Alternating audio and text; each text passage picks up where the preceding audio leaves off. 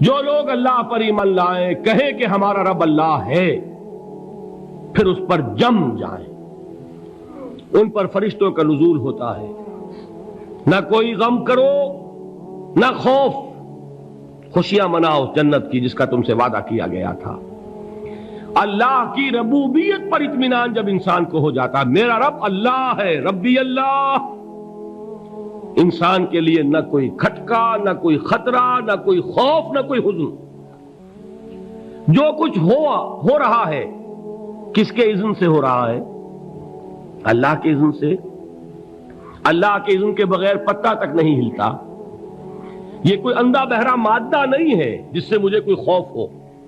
اندھا بھینسا چلا آ رہا ہو، اس سے تو ڈرنے کا ہر انسان کو ڈرنا چاہیے، نہ معلوم کس کو ٹکر مار دے۔ لیکن نہیں، اس کائنات کو چلانے والا ایک سمیع و بصیر خدا ہے، وہ جو میرا دوست ہے، میرا ولی ہے۔ اللہ ولی الذین آمنوا یخرجہم من الظلمات الی النور۔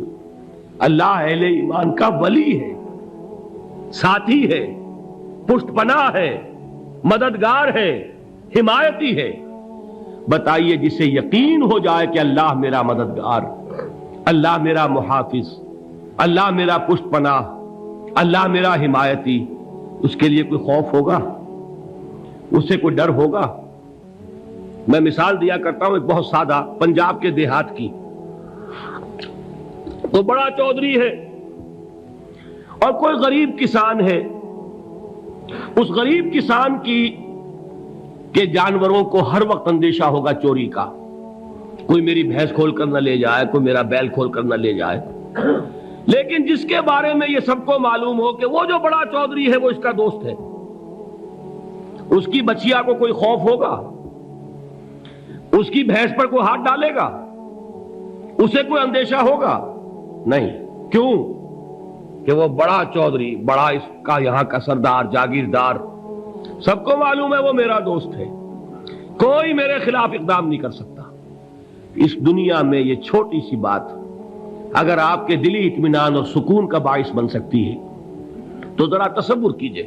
میں لفظ تصور استعمال کروں گا صرف اس لیے کہ اس کا ہم جس کو کہتے ہیں ادراک اور شعور کر نہیں سکتے، اگر کے ساتھ کر سکتے۔ اگر یقین ہو کہ اللہ میرا مددگار اور یقین ہو کہ اللہ ہر آن میرے ساتھ ہے، پھر کوئی خوف؟ کس کا خوف؟ کوئی شے اللہ سے بالا تر ہے؟ کوئی قوت اس سے زیادہ طاقتور ہے؟ کوئی اس کے ارادے کو بدلنے والا ہے؟ کوئی اس کی مشیت کے آڑے آنے والا ہے؟ یہی بات ہے جو حضور نے فرمائی۔ یہ ایمان کا حاصل ہے لب لباب، کہ دیکھو اچھی طرح اس بات کو ذہن نشین کر لو، اگر تمام انسان مل کر تمہیں کوئی نقصان پہنچانا چاہے نہیں پہنچا سکتے، مگر جو کچھ اللہ نے لکھ دیا ہو، اور تمام انسان مل کر تمہیں کوئی نفع پہنچانا چاہیں نہیں پہنچا سکتے، مگر وہ شے جو اللہ نے طے کر دی ہو۔ آپ پھر میں کہوں گا ذرا طاری کیجئے، اسے فرض کیجئے، اسے سوچئے۔ اگر اس حدیث پر ہمارا دل ٹھکا ہوا ہو تو کسی سے ڈر ہوگا؟ یہ مجھے نقصان نہ پہنچا دے، یہ میری رپورٹ خراب نہ کر دے، یہ میری انکریمنٹ نہ رکوا دے، یہ میرا یہ نہ بگاڑ دے، یہ میرے یہ نقصان نہ پہنچا دے۔ اس کا ڈر، اس کا ڈر، اس کا خوف، اس کی خوشامد، اس کے لیے جا کر طرح طرح سے اپنی عزت نفس کو ذلیل کروانا اس کے سامنے، یہ سب کچھ کیوں کرتا ہے انسان؟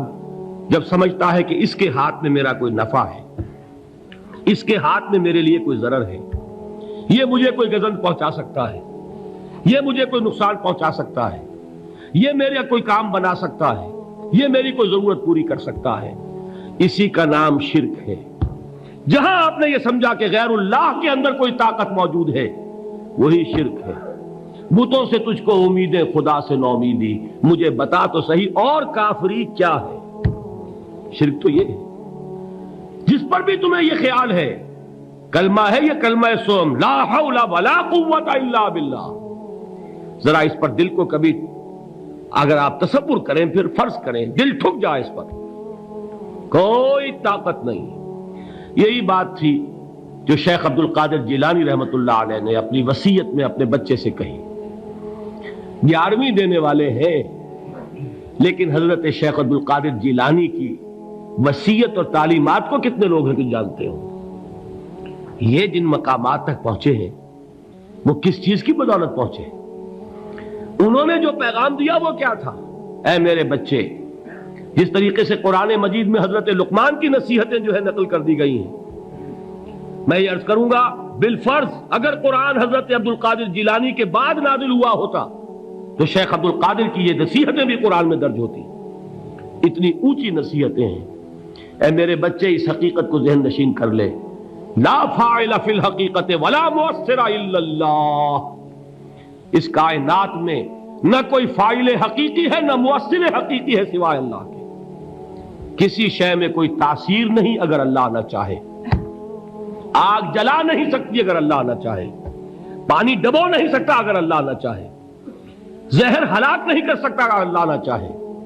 کوئی چیز فائدہ نہیں پہنچا سکتی اگر اللہ نہ چاہے. تو در در پہ کیوں سر جھکاتے ہو؟ در در پر کیوں جبیں سائی کرتے ہو؟ سب کے سامنے کیوں ہاتھ پھیلاتے ہو؟ ایک اللہ سے مانگو، ایک اللہ کے سامنے زمین پر اپنی جبین رکھو. لا فاعل فی الحقیقت ولا مؤثر الا اللہ. نظر آتا ہے ہمیں کہ پانی پیاس بجھا دیتا ہے. پیاس بجھانے کی صلاحیت پانی میں نہیں ہے، اللہ کے اذن سے. کھانا بھوک مٹا دیتا ہے. بھوک مٹانے کی صلاحیت کھانے میں نہیں ہے، اذن رب میں ہے. دیکھیے یہی یقین تھا. حضرت موسیٰ علیہ السلام کا واقعہ یاد کیجئے. سامنے سمندر آ گیا ہے، قوم دیکھتی ہے پیچھے کہ گرد و غبار کا طوفان ہے. معلوم ہوا کہ فرعون اپنے لشکر سمیت آ گیا ہے. لشکر جب چلتا تھا تیز رفتاری کے ساتھ تو گرد و غبار کا جو طوفان اٹھتا تھا اس کا تصور کیجیے. اور لمحہ بلمحہ وہ قریب آ رہا ہے. پوری قوم نے کیا کہا؟ اے موسیٰ انا لمدرکون، اے موسیٰ ہم تو پکڑے گئے. قرآن مجید نے تو یہاں وہ باتیں نہیں لکھی ہیں، لیکن تورات میں یہ درج ہے کہ بنی اسرائیل جھگڑنے لگے، دست و گریبان ہو گئے موسیٰ کے ساتھ. موسیٰ ہمیں یہاں مروایا لا کر، اس سے تو ہم ہی بہتر تھے. وہاں کھانے کو ملتا تھا، زندگی تو تھی، بیگار ہم کر رہے تھے، موت تو نہیں تھی. اب جو کچھ ہوگا اس کا تصور کرو، جس طریقے سے ہمارے ٹکڑے اڑائے جائیں گے. تو لڑ رہے ہیں حضرت موسیٰ علیہ السلام سے. یہ تورات کی تفصیل ہے. قرآن میں صرف اتنا آیا ہے، پریشان ہو کر انہوں نے کہا انا لمدرکون، موسیٰ ہم تو پکڑے گئے. اس وقت موسیٰ کا جواب کیا ہے؟ کلا ان معی ربی سیہدین. نہیں، میرے ساتھ میرا رب ہے، وہ راستہ دے گا. بتائیے کہاں راستہ نظر آ رہا ہے؟ یہ ہے ایمان بالغیب. راستہ نظر نہ آئے تب اللہ پر یقین ایمان ہے.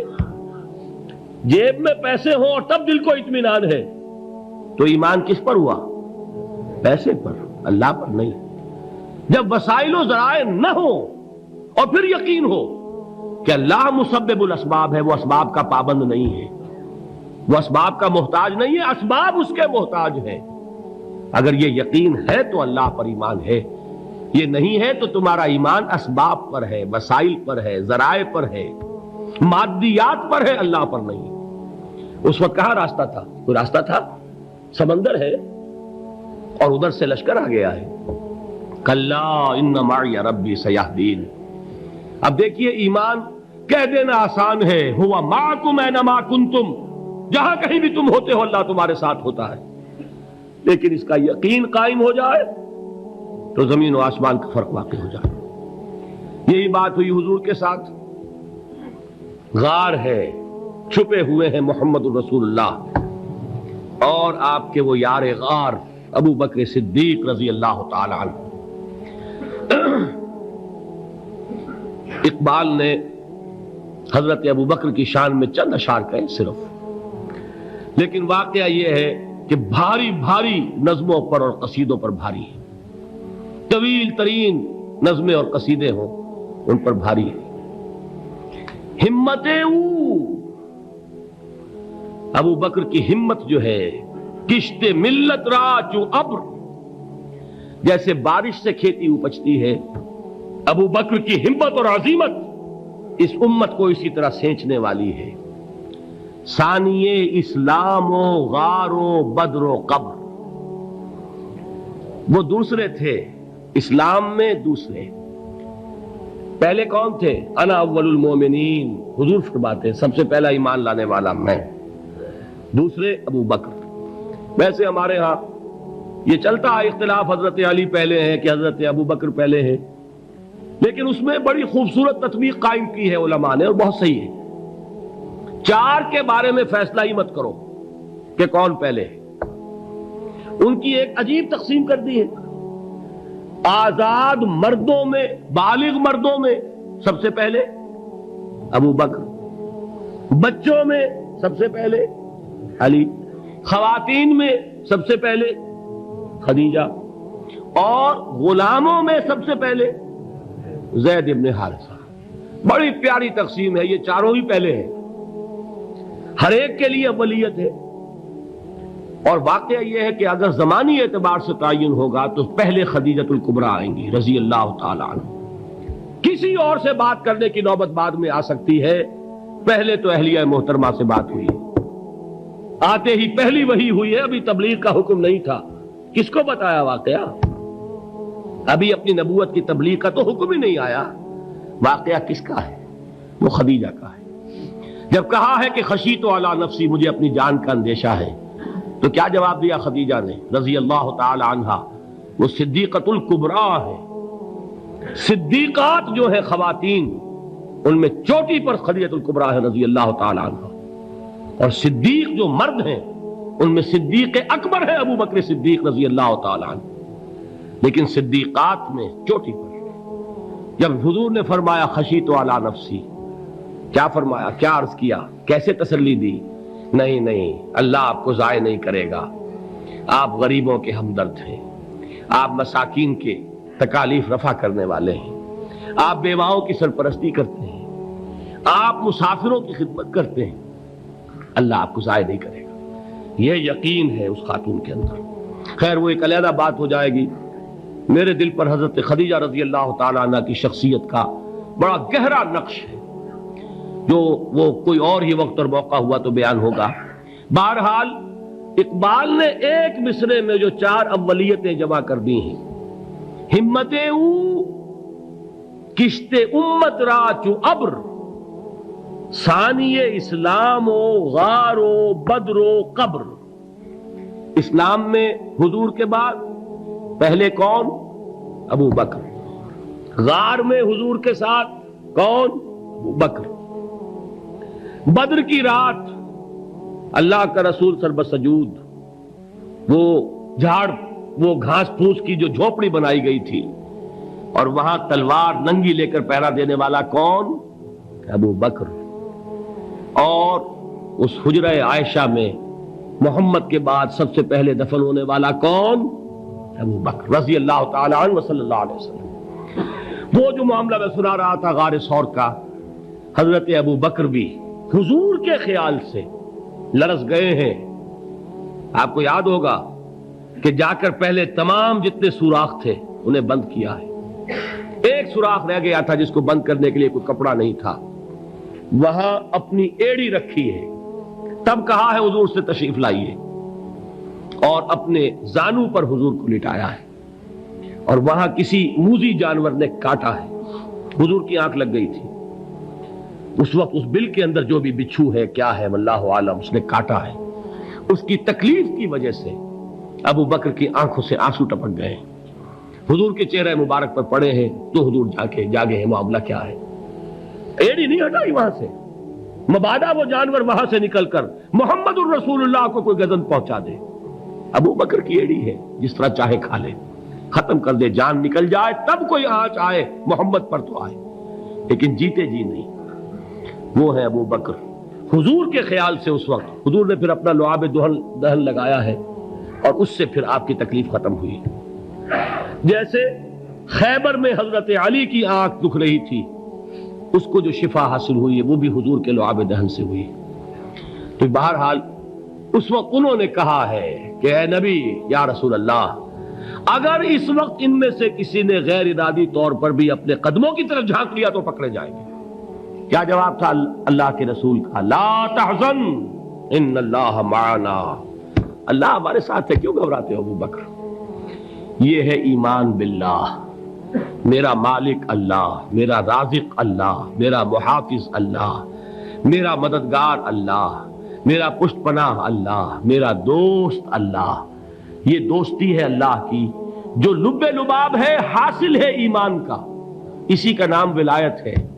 اولیاء اللہ کے سروں پر سینگ نہیں ہوتے، جس کے دل میں ایمان راسخ ہو چکا ہو وہی اللہ کا ولی ہے، جسے اللہ پر یقین ہو چکا ہے وہی اللہ کا ولی ہے، جسے یقین ہے اللہ میرے ساتھ ہے، میرا مددگار، میرا پشت پناہ، میرا ساتھی، میرا دوست، میرا محبوب، میرا محب۔ اللہ اہل ایمان سے محبت کرتا ہے۔ واللہ یحب الصادقین، ان اللہ یحب الذین یقاتلون فی سبیلہ صفا کانہم بنیان مرصوص۔ اللہ محبت کرنے والا، اہل ایمان محبوب، اور اہل ایمان محبت کرنے والے اللہ محبوب۔ والذین آمنوا اشد حبا للہ۔ آپ تصور کیجئے جسے یہ رشتہ ایمان یا رشتہ ولایت حاصل ہو جائے، الا ان اولیاء اللہ لا خوف علیہم ولا هم یحزنون، آگاہ ہو جاؤ، اللہ کے دوستوں کے لیے نہ کوئی خوف ہے نہ کوئی حزن ہے۔